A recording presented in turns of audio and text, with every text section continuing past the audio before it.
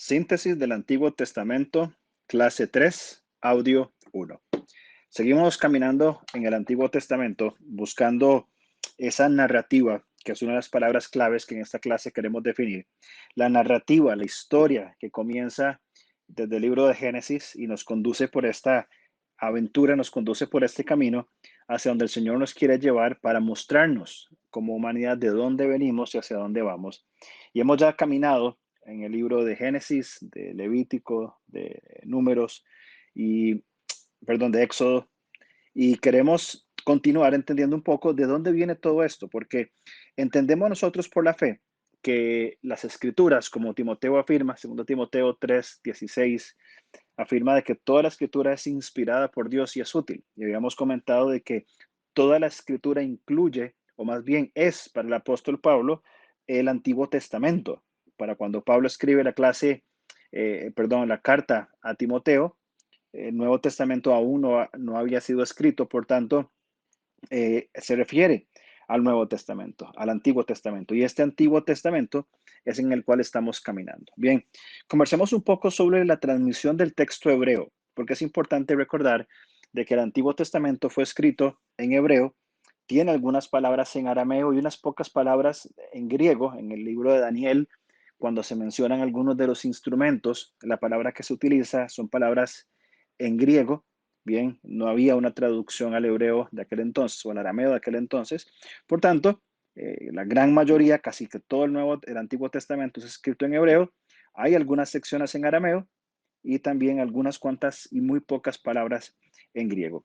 Cuando hablamos de la transmisión del texto hebreo, tenemos que pensar en el pergamino o vitela, que es la que se prepara con pieles de animales. Este era el material que era más frecuentemente empleado en todos los escritos del Antiguo Testamento hebreo. Bien, ¿por qué? Porque era durable, su calidad era muy buena y a causa de su durabilidad, los judíos continuaron su uso a través de los tiempos. Inclusive en los tiempos de los griegos y de los romanos continuaban usando estos pergaminos, aunque el papiro también resultaba más plena y comercialmente aceptable como un tipo de escritura. Bien, ahora, un rollo de piel o un pergamino de tamaño corriente medía unos 10 metros de largo por 25 centímetros de altura aproximadamente, y era donde se escribieron la mayoría de los libros del Antiguo Testamento. Bien, y eran pergaminos, eran largos trazos de cuero, bien, cosidos, unas partes con otras de hasta 10 metros. Por eso su transporte, su lectura era muy, muy, muy difícil hasta que después, siglos, muchos siglos después, ya encontramos los libros tal cual los conocemos hoy a partir de Gutenberg, bien, en el tiempo con la creación de la imprenta, y en otros estilos similares, también como eran, por ejemplo, los papiros, que eran más pequeños. Bien, ahora, peculiar a los textos antiguos es el hecho de que en el original solo se escribían las consonantes, bien, no se escribían las vocales ni acentos, apareciendo una línea continua con muy poca separación entre palabras. Era un poco difícil poder comprenderlo. Ahora, en el comienzo de la era cristiana, los escribas judíos se hicieron conscientes, muy conscientes, de la necesidad de la exactitud en la transmisión del texto hebreo. Bien, de ahí es donde surgen los masoretas, los copistas, pero eso es tema de otra materia. Bien, los eruditos dedicados particularmente a esta tarea en los siglos siguientes se conocían como los masoretas. Estos masoretas eran los que copiaban con muchísimo cuidado y con el tiempo, con el paso del tiempo, inclusive ellos numeraban los versículos, numeraban las palabras, las letras de cada libro, bien, para mantener la fidelidad a la copia que estaban haciendo. Era un trabajo extremadamente preciso y la responsabilidad que esos hombres adquirían de preservar el texto original era muy grande. Por tanto, los sistemas y las metodologías que implementaron fueron, a nuestro comprender hoy, un tanto exageradas, pero totalmente necesarias. Bien, la mayoría piensa que su más importante contribución, la de los masoretas, fue la inserción de los signos vocales, es decir, las vocales, en el texto como una ayuda para la lectura. Bien, hoy cuando estudiamos la lengua hebrea, al menos desde la perspectiva bíblica, se estudian las consonantes y se estudian también las vocales. Las vocales varían en símbolos más pequeños y la mayoría de los verbos en hebreo o las palabras en hebreo están compuestas de 3 consonantes y van variando conforme al uso de las vocales y sus respectivos acentos. Bien, mencionamos ya entonces que el Antiguo Testamento fue escrito mayormente en hebreo y junto con el arameo son llamadas familias de las lenguas semíticas. Y es importante porque toda la investigación arqueológica que podemos usar hoy como un medio de probar y de comprobar algunas de las verdades bíblicas es a través de lo que la arqueología siglos después ha traído para enriquecer el estudio bíblico. Muy bien.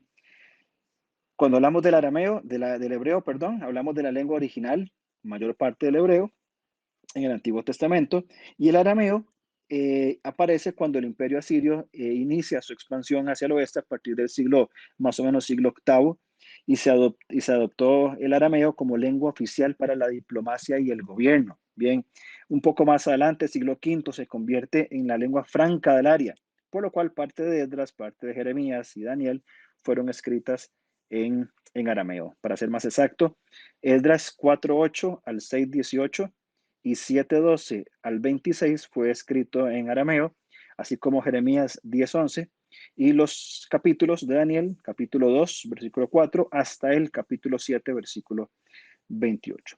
Para el año 1448, en un lugar en Italia llamado Osino, aparece la primera Biblia hebrea impresa. Todas las Biblias eran manuscritas. Bien, a pesar de haber aparecido estos ejemplares en las vitelas, en estos elementos, y en forma de libro, los textos de las sinagogas eran limitados usualmente a rollos de piel y copiados con un extremo cuidado, como ya le mencionamos anteriormente.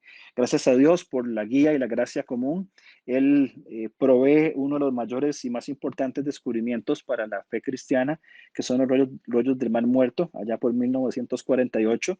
Se encuentran los más antiguos manuscritos existentes. Estos manuscritos datan del año 900 antes de Cristo. Cuando antes del Mar Muerto, antes de estos rollos, los escritos más antiguos eran del año más o menos 100, 150, 200 después de Cristo. Y las copias en los textos originales, entre más antiguos sean, son más confiables porque ha pasado menos cantidad de tiempo desde que el autor escribió hasta que se encuentra. Por tanto, es más fiable un texto más antiguo, en este caso como los que se descubrieron en los rollos del Mar Muerto, del 900 antes de Cristo, a uno escrito, por ejemplo, en el año 200 o 250 después de Cristo, que pudo haber sufrido alguna incoherencia o algún mal trabajo en la traducción.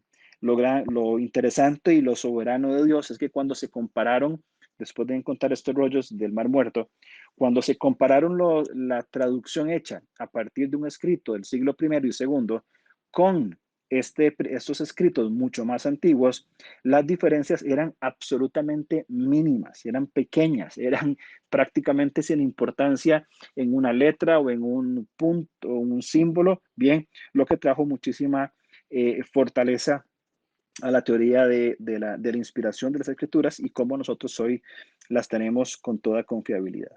Bien, estos rollos de la comunidad de Qumran o del Mar Muerto fue dispuesta poco antes de la destrucción de Jerusalén en el año 70. Todos los libros del Antiguo Testamento están representados excepto el de Esther. Bien, hay algunas evidencias que se mostraron por estos descubrimientos y afirman el punto de vista de que los textos hebreos preservados por los masoretas han sido transmitidos sin cambios desde el siglo I, que fue lo que mencionamos anteriormente.